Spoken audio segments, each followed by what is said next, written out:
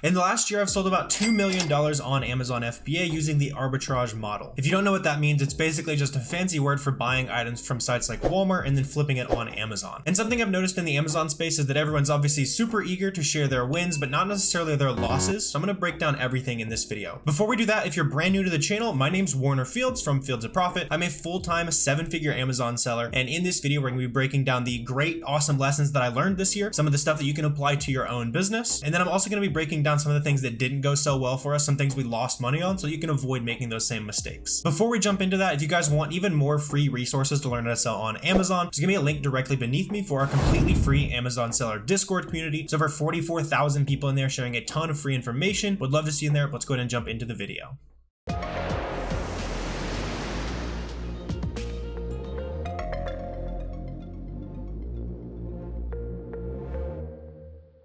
So let's just go ahead and jump into the things that actually worked pretty well for me over the last year. Some things that I learned kind of changed my mindset. The biggest thing that I've really picked up on in the last 12 months, maybe a little bit more on Amazon, is how scalable the arbitrage model really is. When you break it down, you know, you're buying stuff from Walmart and Walgreens and Kohl's and all that kind of stuff, flipping those items on Amazon. It doesn't sound super scalable. It doesn't probably sound like you can build a super big business off of that. And I think in the Amazon community, especially if you've been around, a lot of people look at it as, oh, I sell books and then I do arbitrage and then I do wholesale, or I'm buying pallets and all that kind of stuff, and then I do private label and make my own brand. This last year has kind of made me shift that mindset a little bit, especially as I see a lot of guys who are doing, you know, combinations of arbitrage and wholesale really crushing it. And I think that's something I'm going to be moving more towards during 2023, implementing a little bit more wholesale in my business. But by no means was arbitrage as limited as I used to think it was. Like before I really started putting dedicated effort into it and all that good stuff, I used to think the ceiling was somewhere around like $100,000 a month in revenue. Now that I've done over $400,000 in revenue in 1 month, I know that's absolutely not the ceiling. And so I'm going to give you some actionable steps, probably some higher level stuff than you might be ready for. But here's kind of the stuff that I was able to implement this year that helped me really scale the ability of my arbitrage business, especially beyond my own time, right? Because I think especially as we're starting businesses, I know a lot of us, we start a business to, you know, escape the 9-to-5 or not need to go get a job after college and stuff like that. And you end up trading the 9-to-5 for a 24/7 business, right? And so there's a few things I've been able to do to pull myself out of that trap. The first of that, probably the easiest thing, makes the most sense for all of you guys to go out and start taking action on, especially if you're already making decent sales on Amazon, is just using a prep center. And in simple terms, basically a prep center is going to be able to be a middleman for you a little bit. So you'll buy the item from Walmart.com, you ship it to the prep center, you pay them $1, $1.50 a unit, and then they'll ship it to Amazon for you. So that not only helps you save some of your own time, but it can also give you some sales tax advantages. You know, I was shipping a lot of products to Arkansas and Florida, where, you know, you're paying 10% and 6 or 7% sales tax, or I can now ship off to a sales tax free state. I can pay, you know, $1.50 in prep or something like that. But after it's all said and done, especially on expensive items, I'm actually saving a good amount of money. I bring up the prep center first because that's probably the easiest thing for you to actually go out and implement. The other things that I was able to implement this year was continuing to train my team of product sourcers. So I have a team that goes out and they search different websites. In the mornings, I'll usually let them know, you know, hey, there's a couple sales going on. Let's look through these websites for potential deals to flip on Amazon. And at this point, I spend very little time sourcing products on my own. I've been able to pull myself out of the business in that regard, but that took a lot of time. I don't want that to be kind of an overpromise, right? You're going to have to get really good at sourcing so you can teach other people how to do it really, really well. And that would be your own team, right? And at a higher level than that, I was also able to hire a manager who's able to go in, he looks at each individual product sourcer sheets, decides which ones are good, and then he'll forward those leads onto our buying team. That's another position I've been able to hire out within the last 12 months. So I no longer have to source the items. I don't look at the items before we buy it, and I'm not swiping my credit card on it, which sounds kind of crazy, but I've been doing it for quite a while. So I've been able to train my team to do that relatively efficiently. And so now if I really wanted to, I could go weeks, if not months, without really even knowing what we're buying and what particular products we're selling. The other thing I was able to implement relatively recently was hiring an admin VA. So that's someone who's going to go in, they're going to track order cancels for us. So they're going to communicate with the buying team. So they're going to know when things are going wrong so they can adjust their strategy. That admin VA is also going to be tracking down missing inventory and all that kind of stuff that can really pile up as you scale in your Amazon business. But I don't say all that to overwhelm you or flex or anything like that. I really just want to show you what's kind of possible when you're building an arbitrage business for the long term. Like I was talking about, you don't necessarily have to be so limited in your belief where it's like, all right, I'm going to do arbitrage for a little bit, then I'm going to go to wholesale and go to private label and all that kind of stuff. You can build really awesome businesses even within used books. I definitely am too lazy to be hopping into Gaylords of books and all that kind of stuff, but there's guys out there who are making really, really good money, you know, just flipping used books at scale, right? Like you can really make anything work if you put dedicated effort towards it and build systems that scale without you. And so here's 2 tips to make that happen for you if that sounds like something you're interested in. The first thing would be the prep center, the first thing we talked about there. I will name drop the prep center that I use in Florida. They're called iLogistics. There's a link down below if you guys are looking for a very first prep center. They're not sales tax free on most categories, so that's something that I definitely want to take advantage of. But if you just need a place to look, just kind of a starting point, you can check them out. The second thing to think about, virtual assistants. I've hired all of my virtual assistants through a website called onlinejobs.ph. You can hire virtual assistants in the Philippines. You can get some really talented team members that way. There might even be a couple of my Amazon team watching this video. If that's you, I appreciate you. So that was one of the biggest positive lessons I learned this year. I want to go ahead and get into some of the more negative, maybe, some things that I lost money on, so you don't have to go out and lose money, right? So the first big thing that I noticed as my business was scaling is that, returns and missing inventory and all that kind of stuff, you cannot just write that off as simply just a cost of doing business. I know you hear that a lot, especially from people who don't really know what they're talking about or don't completely sell on Amazon. I hear that argument a lot, but especially as you're growing your Amazon business, it is imperative that you're watching any of those sheets. So anytime you purchase an order, make sure that that order actually ships, right? After the order actually ships, make sure it arrives at your house. Make sure everything's in good condition. If you ordered 10, make sure you mark that you received 10. And then after you ship those items off to Amazon, there could also be some leakage in there where Amazon is not fully checking in everything you're shipping them. And so previously I was going in and monitoring a lot of those shipments individually. And especially with inventory that Amazon loses, it can be pretty difficult for them to actually get you to release those funds. So I will go ahead and mention a company I've been using recently called Getita. Basically, they go into the back end of my Amazon seller account and they're looking for any time that I shipped, if let's say I shipped 20 units of something, Amazon says, I only shipped 18, they're going to go in and track down those discrepancies. And a lot of times they're able to just automatically get my money back. Sometimes Amazon asks for further documentation, so I'm able to just send off those documents to them and they take care of a lot of it for me. If you're not already tracking missing inventory at Amazon, which I know a lot of us probably aren't, I know I wasn't for way too long. So if that's you and you're not tracking your inventory at all, it genuinely is kind of a no-brainer for you to go ahead and look into a tool like Getita or a different refunds manager. If you do check out Getita, you can use the link down below and use code FIELDS400. That'll give you $400 in free reimbursement credits if you do use that, and it's something I genuinely use. But even beyond inventory that goes missing at Amazon, just make sure you double check on your prep center sheets or even the spreadsheets you're using when you're shipping inventory to yourself. Make sure that when you're ordering something, you're either noticing that the order got canceled, you just delete it from your sheet, that kind of thing, or if they're genuinely shipping you less than you ordered, it's important to be going out, emailing your suppliers and that kind of stuff, because the last thing you want is to be paying extra taxes on inventory that you've never even got in the first place. The next thing I noticed has to do with pricing. Kind of a big thing I noticed is that if you don't have a major reason that you expect the price of an item to increase soon,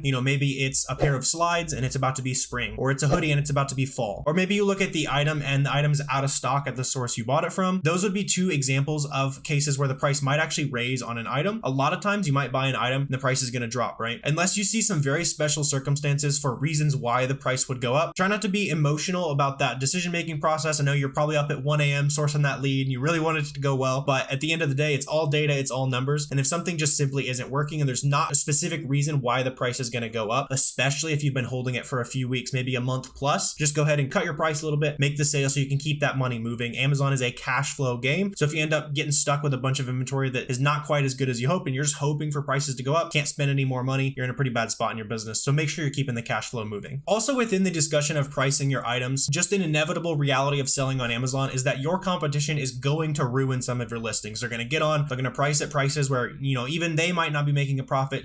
Sometimes maybe they go out at way cheaper than you. Other times they just might not be making good business decisions. And so one thing you can do, and maybe you check this right now, this is extremely important. If you're using a repricer, make sure that these settings you have are not undercutting the current buy box or your competition price by 1 penny. That's a really common beginner mistake. You jump in and you assume you have to have the lowest price to make sales. Oftentimes on Amazon, you can even make sales above the lowest price. The buy box, which is just that add to cart button when you're shopping on Amazon, decides where sales go through. And the buy box is going to be shared with you if your price is relatively competitive with the other sellers. It does not have to be lower. I've often won buy box being $1 or $2 more expensive than my competition. And so this is your PSA to make sure that your repricer is not undercutting prices by a penny. If you do that, it's going to contribute towards price tanking, something I know a lot of beginners are very worried about. Make sure your repricer is set up correctly to match the buy box or match the lowest price. Don't undercut unless you have a good reason, right? If you're going to undercut, you bought it way cheaper, just do it by $1 or $2 and completely cut them out. Otherwise, you're still going to be sharing sales with them if they're just a penny more expensive than you, and then you're just going to cause a race to the bottom. Another one of those uglier things that I learned from selling over $2 million on Amazon this year was just a nice reminder just to play my own game. You'll see a bunch of people out on social media that you're following, they're putting up big numbers and